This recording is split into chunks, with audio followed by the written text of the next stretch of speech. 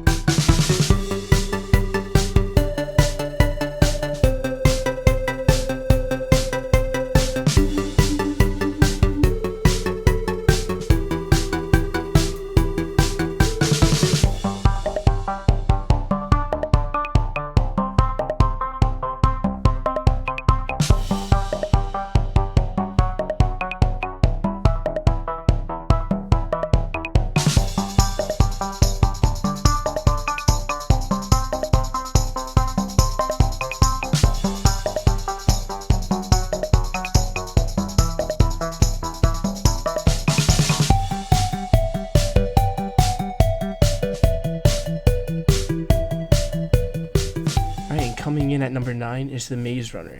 I created this application because I wanted to use the new map generation techniques that I learned to create a game.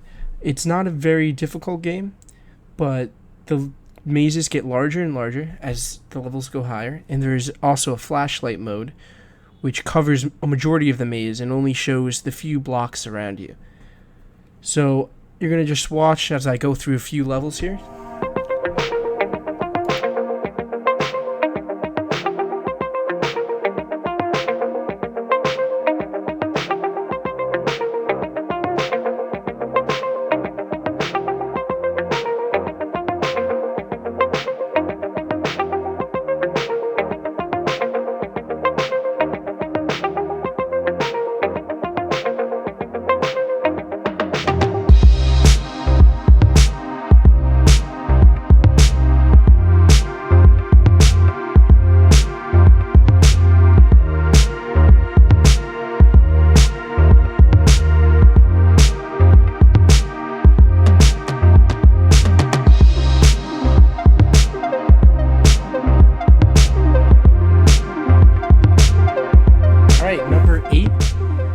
Is the infamous War card game.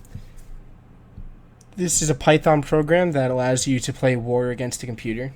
It's not super exciting because really all you get to do is click a card, but it is kind of cool to see how it came together.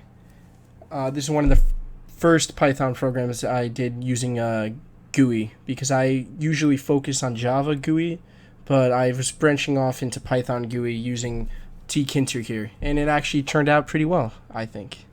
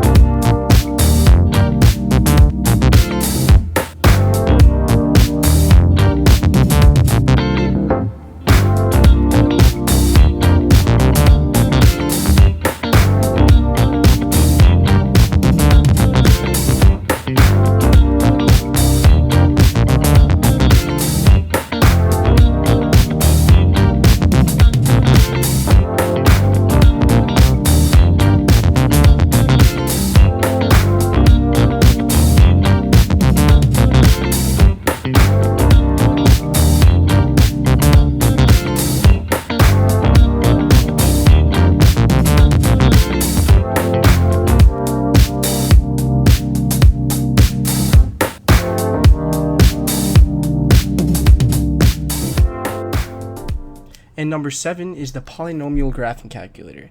I made this in Java a few weeks ago, and basically you put in a polynomial and it will graph it for you. It has a zoom bar that will zoom in and out for if a graph is closer to the origin, and also has a detail bar that changes the amount of points that are rendered between each x value. So if the detail is higher, you'll see more of a round curve, but if you turn it down lower, the edges become a little rigid.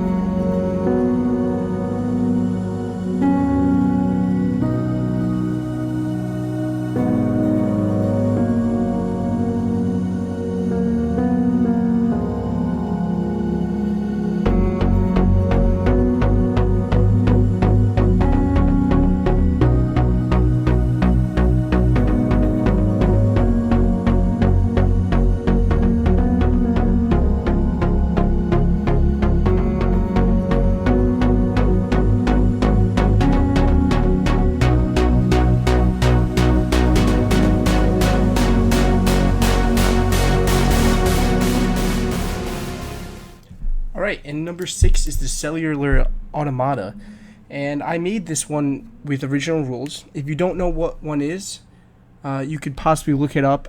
I'm going to actually make a video specifically on this program, writing how to make one and how to add your own original rules to one. I made this in Python, and I think it actually resulted in some really cool emergent features.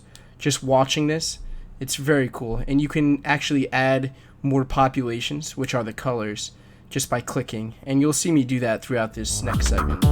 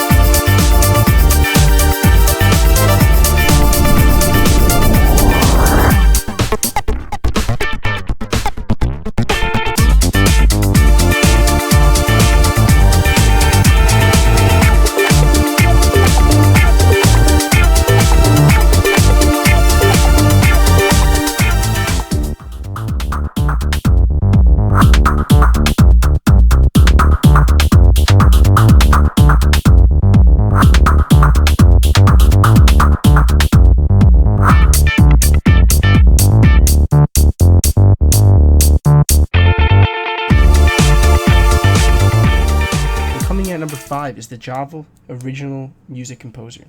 It was a program coded in Java that displays the music notes as the music's being written. I coded certain rules into it. I can maybe go over it in a video if you guys are interested.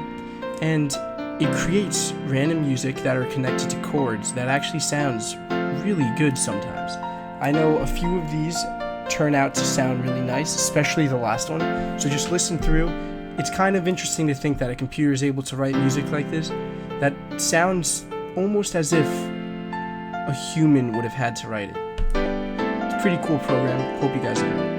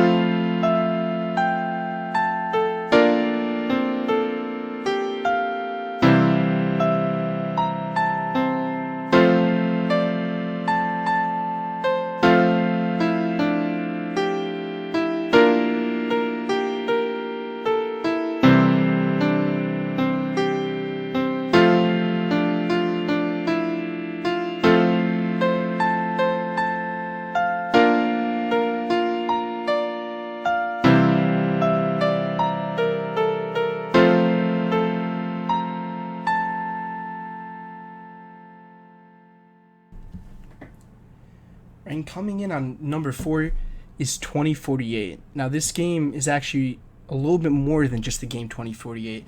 I created an AI for it as well. And this AI is cool because it uses no hard strategy whatsoever. Instead, it uses prediction algorithm that creates random games. So basically it works this way. There's 4 directions, left, right, up, and down. Before it makes any move, it tests a random game in each one of those directions. So it goes up and then makes random moves until that game ends. It does that for 1,000 games, let's say, in each direction. Adds up the score from each direction. And then whichever direction comes with the highest score, that direction must give the best chance of winning. So it chooses that direction. Now, the amount of games that the AI predicts and simulates in the background is controlled by the AI prediction depth. The max of that bar is 2,000.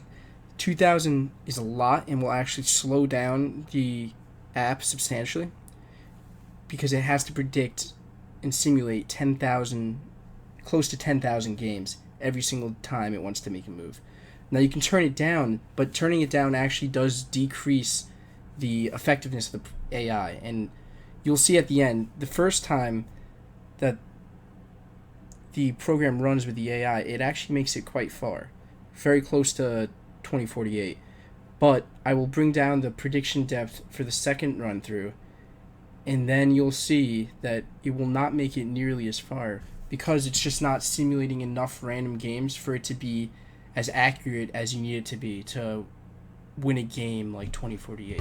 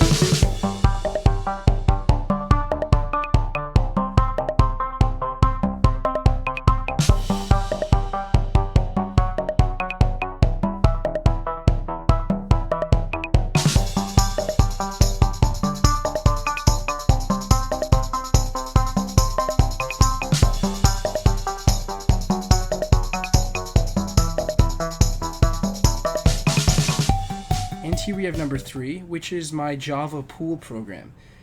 The Java pool program I made was actually a lot of fun to create because the physics was something I've never really had to worry or work with before. Collision physics, especially when you're trying to create accurate collisions with circles that would create angles that are accurate, get a little complicated in the middle. And it did take me a while to conceptualize and understand how 2 circles interact when they hit each other on a surface that does include a little bit of friction. So I thought that it turned out pretty well.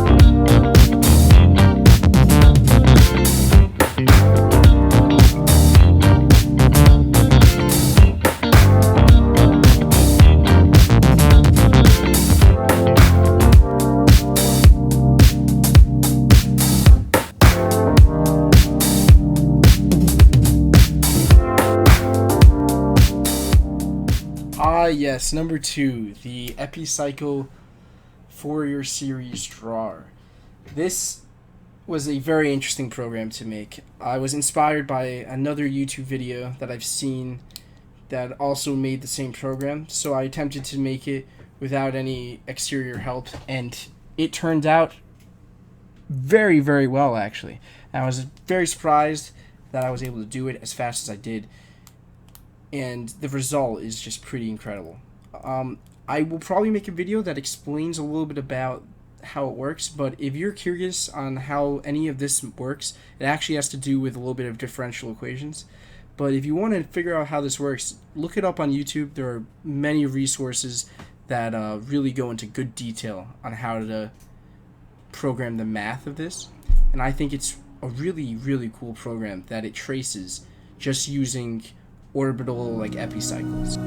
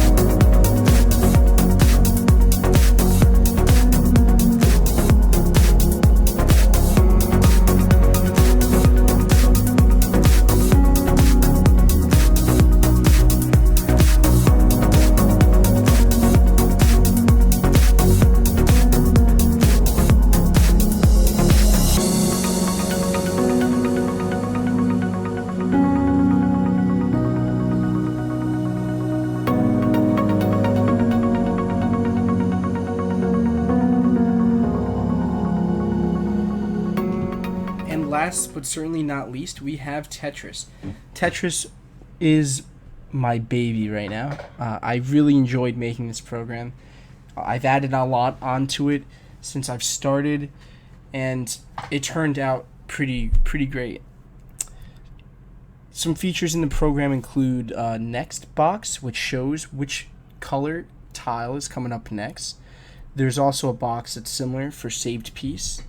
If you press C on the program, you can save a piece just like you would be able to in original Tetris.